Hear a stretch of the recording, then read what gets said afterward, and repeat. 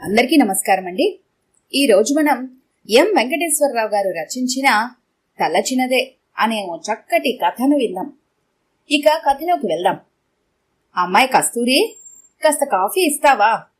కోడల్ని కాఫీ అడిగిన అమ్మ గొంతు విని బద్ధకంగా పక్క మీద నుంచి లేచాను. పాలొచ్చాయి కదా, కాఫీ కలుపుకొని తాగలేరా? ఛ, ఈ ముసలాలకి వండి వార్చడంతోనే నాకు వయసు అయిపోయేలా ఉంది అంది పక్కన పడుకున్న కస్తూరి లేస్తూ. అప్పటికే అమ్మ లేచి అంట్లు తోముతోంది కాబోలు కిచెన్ నుండి శబ్దం వస్తోంది. మురళి మురళి అంటూ హాల్లోకి వెళ్ళింది కస్తూరి. నాన్న హాల్లో టీవీలో వస్తున్న సాయిబాబా భక్తి గీతాలు చూస్తుంటే మురళి తాత పక్కన కూర్చొని టీవీ చూడటం చూసిన కస్తూరి, నీకు పొద్దున్నే పని పాట లేదట్రా? టీవీ ముందు రాయిలా కూర్చున్నావు? స్కూల్కి టైం అవుతోంది, లే అక్కడి నుంచి అని కొడుకుని కసిరింది. నాన్న టీవీ ఆఫ్ చేసి మౌనంగా పడక కుర్చీలో వెనక్కి వాలి కళ్ళు మూసుకున్నాడు. నేను బ్రష్ చేసుకుని హాల్లోకొస్తూ, కస్తూరి, నాకు కాఫీ ఇస్తావా అన్నాను. ఇదిగో 5 నిమిషాల్లో వస్తున్నాను అంది సాఫ్ట్గా. ఏదో విసురుగా బదులొస్తోందని ఆశించిన నేను కస్తూరి మాట విని రిలాక్స్డ్గా పేపర్ చూస్తూ కూర్చున్నాను. రమణ, కాళ్ళు పైకి పెట్టుకో, ఇల్లు చిమ్ముతున్న అమ్మ గొంతు వినిపించింది. అంతే, పేపర్ మీద ధ్యాస దారి తప్పింది. పేపర్ అడ్డు పెట్టుకుని అమ్మని గమనిస్తూనే ఉన్నాను. కస్తూరి, కాఫీ త్వరగా పట్రా మళ్ళీ అడిగాను. మరు నిమిషంలోనే వేడి కాఫీ నాకు అమ్మకి తెచ్చి టీపాయ్ మీద ఉంచి వెళ్ళింది కస్తూరి.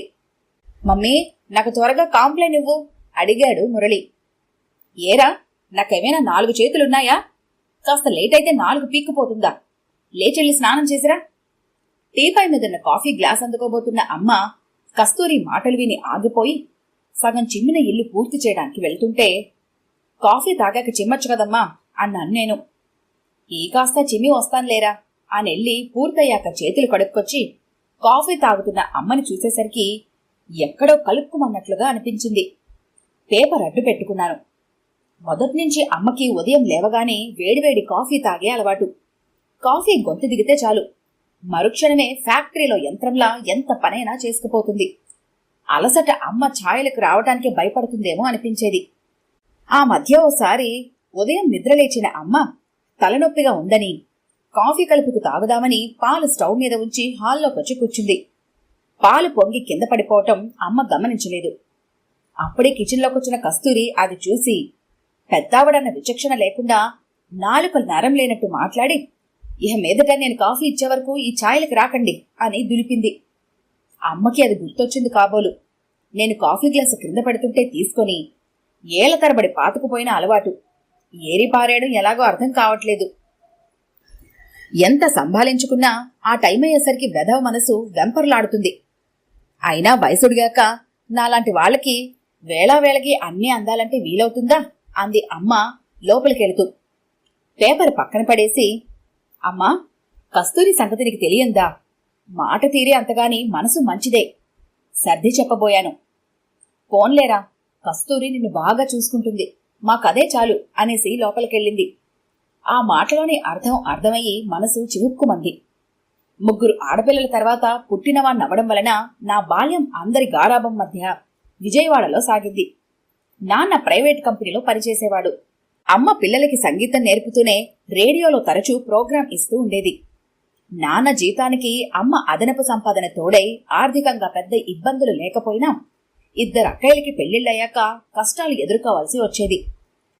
నాన్న రిటైర్మెంట్ డబ్బుతో చివరి అక్కకు పెళ్లైతే చెయ్యగలిగారు గాని ఉండడానికి చిన్న ఇల్లు ఏర్పరచుకోలేకపోయారు. అప్పటికే డిగ్రీ పూర్తి చేసిన నాకు వెంటనే రైల్వే ఉద్యోగం రావటం, మరుసటి సంవత్సరమే కస్తూరితో కళ్యాణం జరగటం వెంటనే జరిగిపోయాయి. అప్పట్నుంచి అమ్మా నాన్నలు నాతో పాటు ఉంటున్నారు. వాళ్ళని నా దగ్గరే ఉంచుకోగలుగుతున్నందుకు గర్వంగానూ, మా అక్కయ్యలెవరికి దక్కని ఆ అదృష్టం నా సొంతమైనందుకు సంతోషంగానూ ఉంటుంది. అయితే ఆ సంతోషాన్ని అనుక్షణం ఏదో విధంగా పాడు చేయటం కస్తూరికి అలవాటైంది. అయినదానికి కానిదానికి అమ్మా నాన్నల మీద సూటిపోటి మాటలు అనటం కస్తూరికి దినచర్యలో భాగంగా మారింది. అమ్మ ఇప్పటికీ ఇంటి పనంతా చేస్తూనే 10 మంది పిల్లలకి సంగీతం నేర్పుతుంటుంది. నా పిల్లల ఆలనా పాలన చూస్తున్నా సరే కస్తూరికి వాళ్ళని చూస్తే చాలు ఏదో అసహనం, ఆవేశం. నేను తనకే సొంతమైనట్టు, వాళ్లు ఉత్తపుణ్యానికి పడున్నట్టు ఉదాసీనపరచడం ఆమెకి అలవాటయింది. ఆ రోజు ఆదివారం. నైట్ డ్యూటీ చేసొచ్చి పడుకున్నాను. కస్తూరి రైతు బజార్కి వెళ్ళింది. అమ్మ నాన్న టీవీలో భాగవతం చూస్తున్నారు. బజార్కెళ్ళొచ్చిన కస్తూరి హాల్లోకి వస్తూనే గబగబా టీవీ దగ్గరికెళ్ళి స్విచ్ ఆఫ్ చేసింది. ఇంత తిన్నామా, ఓ మూలన పడున్నామాన లేకుండా ఉదయం సుప్రభాతం మొదలు రాత్రి సమాప్తం వరకు విరామం లేకుండా టీవీ చూస్తూ తిని కూర్చోటం తప్ప ఏమైనా ఆలోచిస్తున్నారా? కరెంట్ ఎంత అవుతుంది, ఎలా కడుతున్నారు? ఇలాంటి విషయాలేవి పట్టవే. ఇలాంటి విషయాలు ఒకళ్ళు చెబితే వస్తాయా? ఇక్కడేదో డబ్బులు చెట్లకు కాస్తున్నట్టు అర్థం పర్థం ఉండాలి అని విదిలించేసరికి మ్రాన్పడిన నాన్న లేచి మారు మాట్లాడకుండా బయటకెళ్లారు. అప్పటికే నిద్రలేచిన నేను కస్తూరి మాటలు వినిపిస్తున్నా అమ్మా నాన్నల్ని ఎందుకు సాధిస్తున్నామని నిలదీయలేని అసక్తత. ఎందుకంటే కస్తూరి చేస్తున్న ప్రభుత్వోద్యోగం వల్లనే నేను ఇల్లు కట్టగలిగాను. నా జీతం బ్యాంక్ లోన్లకి సరిపోగా కస్తూరి జీతమే ఇంటిల్లపాదికి సాపాటు పెడుతోంది. సొంత ఇంట్లో కన్నవాళ్లతో కలిసి ఉండవచ్చునని ఆశించానే గాని వాళ్లు నా భార్యకి భారమవుతారని భావించలేదు. అమ్మ, నాన్న, కస్తూరి ఈ ముగ్గురులో ఎవరికి నేను ఒంటరిగా కనిపించినా ఒకళ్ళ మీద ఒకళ్ళు చెబుతూనే ఉంటారు. అన్నీ విని శ్రోతగానే మిగిలిపోతానే తప్ప ఎవరినీ సమర్థించలేకపోవడానికి కారణం నా అసమర్థత. భార్యని సమర్థిస్తే అమ్మా నాన్నల బాధకి కారణమవుతాను. అమ్మా నాన్నల్ని సమర్థిస్తే వాళ్ళని నిరాశ్రయులు చేసిన వాణ్ణి అవుతాను. అందుకే కస్తూరి మీద నా ఆవేశాన్ని వెళ్లగక్కి నిత్యం రభస సృష్టించుకునే కంటే మౌనంగా ఉండటం అలవాటు చేసుకున్నాను. ఆ రోజు సాయంత్రం కస్తూరి మురళిని తీసుకుని బేగంపేటలో ఉన్న వాళ్ల బాబాయ్ ఇంటికెళ్ళింది. నాన్న నన్ను పిలిచి, నేను మీ అమ్మ ఏదైనా వృద్ధాశ్రమంలో చేరిపోదామని ఎన్నోసార్లు అనుకున్నాం. తెలిసిన చోటల్లా విచారించాను. ఉచితంగా ఉంటే అక్కడ ఖాళీలు లేవు. ఖాళీలున్న చోట డిపాజిట్ కట్టడానికి మా దగ్గర డబ్బులు లేవు. అసలు మా తలరాత బాగోలేదు. వయసుడిగిన కాలంలో చిన్నవాళ్లతో పెద్ద మాటలు పడమని, ఆత్మాభిమానం చంపుకొని బ్రతకమని తలరాత మార్చే వీల్లేకుండా బలంగా రాశాడా దేవుడు అని మనసులో వేదనంతా చెబుతుంటే హృదయం విలవిల్లాడింది. రమణ, ఏంటి దీర్ఘాలోచనలో మునిగిపోయావు? ఎప్పట్లా ఇంటి ప్రాబ్లమేనా లేక ఇంకేదైనానా అడిగాడు కొలీగ్ వేణు. నాలాంటి వాడికి కొత్త సమస్యలేముంటాయిరా?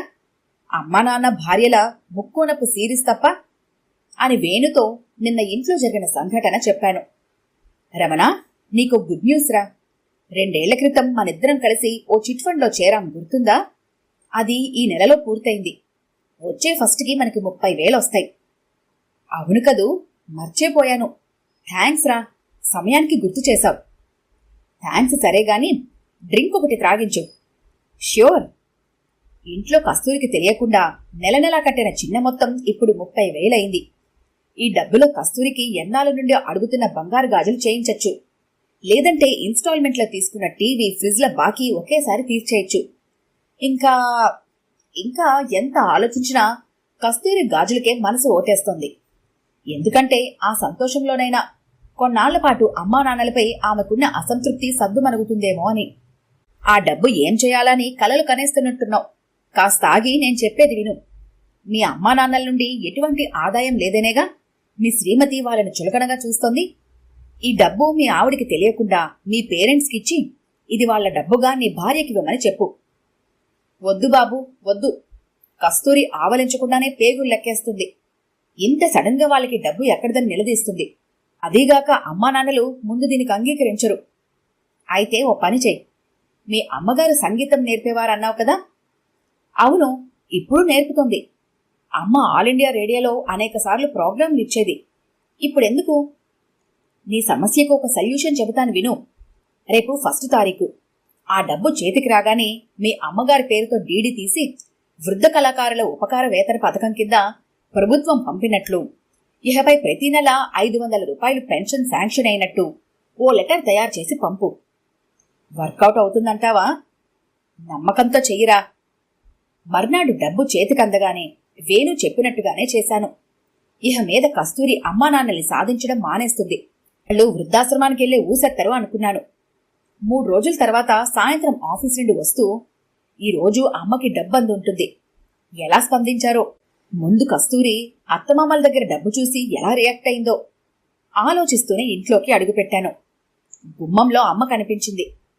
ఎప్పట్లా మామూలుగానే ఉంది. హాల్లో పడక్కుర్చీలో పడుకున్న నాన్నని చూశాను. మొహంలో ఏదో వైరాగ్యం. నాన్నా, ఏంటి అదోలా ఉన్నారు? మామూలుగానే ఉన్నాను గాని లోపలికెళ్ళి బట్టలు మార్చుకొనిరా, మాట్లాడాలి. లోపలికెళ్ళగానే కస్తూరి సంతోషంగా, అత్తయ్యకి 30,000 డబ్బొచ్చిందండి. ఇహ మీద ప్రతి నెల 500 పెన్షన్ కూడా వస్తుందట అంది. ఇంతకు ముందెప్పుడు అమ్మని మీ అమ్మ అని నా ముందు సంబోధించే కస్తూరి కొత్తగా అత్తయ్య అనటం కొత్త అనిపించలేదు. నేను మౌనంగా విని ఊరుకోవటం చూసి టీ ఇచ్చింది. టీ తాగి హాల్లోకొచ్చి నాన్న పక్కన కూర్చున్నాను. కుర్చీ పక్కనుంచుకున్న పుస్తకంలో లెటర్ తీసి నాకిచ్చాడు. చదువుతుంటే, రమణ, మీ అమ్మకి ప్రభుత్వం వృద్ధ కళాకారుల ఉపకార వేతనం 30,000 పంపారు. ఇహ మీద పెన్షన్ 500 కూడా వస్తుందిట. ఎప్పుడో వృద్ధాశ్రమంలో చేరాల్సింది. డిపాజిట్ డబ్బు కట్టే పరిస్థితి లేక ఆగిపోయాం. ఇప్పుడు దేవుని దయవల్ల ఈ రూపంలో డబ్బొచ్చింది. ఇద్దరికీ డిపాజిట్ డబ్బు 20,000 కట్టి రేపే వృద్ధాశ్రమంలో చేరాలని నిర్ణయించుకున్నాం. మిగిలిన 10,000తో కోడలికి ఒక జత గాజులు చేయించాలి అనుకుంటున్నాం. ఆ పిల్ల ఎన్నాళ్ళ నుండో అనుకుంటోంది. కోడలికి ఇంతవరకు ఏం చిన్నమెత్త బంగారం ఏనాడు పెట్టలేదు. ఏదో మాకున్నంతలో గాజులు చేయిద్దాం అనుకున్నాం అన్నాడు నాన్న. లెటర్ చదివి పక్కన పెడుతూ, ఇప్పుడు ఇవన్నీ ఎందుకు నాన్నా? మీరిద్దరూ ఎక్కడికి వెళ్ళొద్దు. అలా కాదులేరా రమణ, నీ పెళ్ళైన దగ్గర నుండి నీతోనే ఉంటున్నాం కదా, కొన్నాళ్లపాటు నీకు విశ్రాంతిగా ఉంటుంది. ఈ ఊళ్ళోనే కదా ఉంటున్నాము అంది అమ్మ. అది కాదమ్మా, నువ్వేమీ అనుకోవద్దురా. మే నీకోసం ఏమీ చేయలేకపోయాం. ఏదో చదువు చెప్పించాం.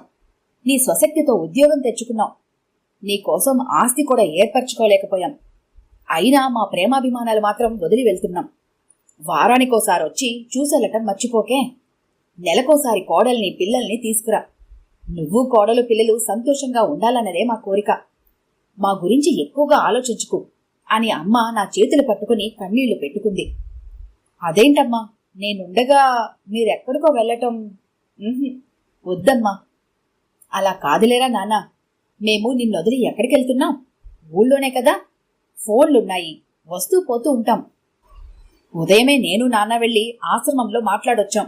మాకేం భయం లేదు. నువ్వు నిశ్చింతగా ఉండు అంది అమ్మ.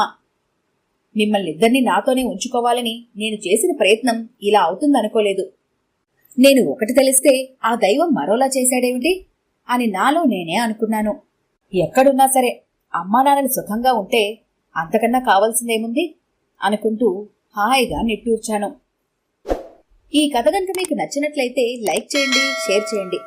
మరిన్ని ఇంట్రెస్టింగ్ కథల కోసం మా ఛానల్ని తప్పకుండా సబ్స్క్రైబ్ చేసుకోండి.